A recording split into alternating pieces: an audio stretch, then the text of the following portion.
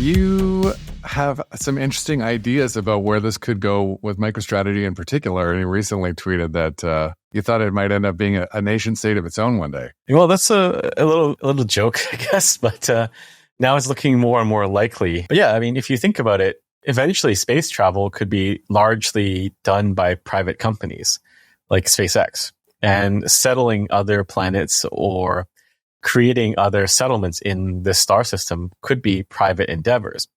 And if you have enough of that, then these companies effectively eventually evolve into nation states of their own because they get large enough and they have to implement some forms of governance and administration for their population. So I think it's very likely that very well capitalized corporations can eventually evolve into sort of nation states of the future. Yeah, that's like the Wayland Corp from the Alien prequel trilogies.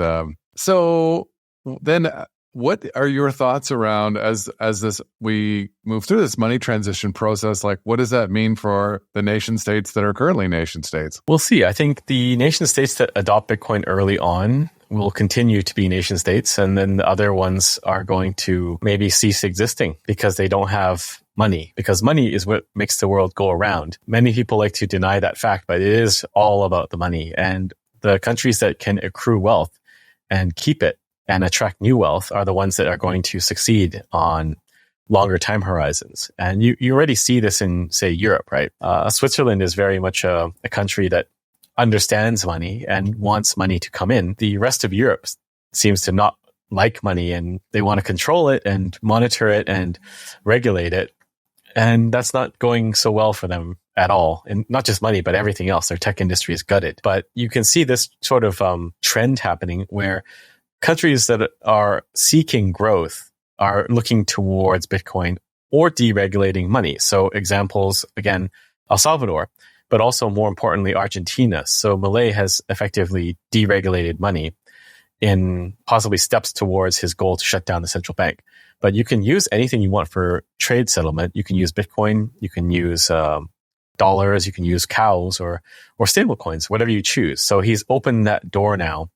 And I think that combined with his other policies has largely lifted Argentina out of the death spiral that it was in. So countries like Canada are definitely not on that path yet. We're still focused on things like carbon tax, even though we're probably a carbon negative country. Not that I think carbon matters that much.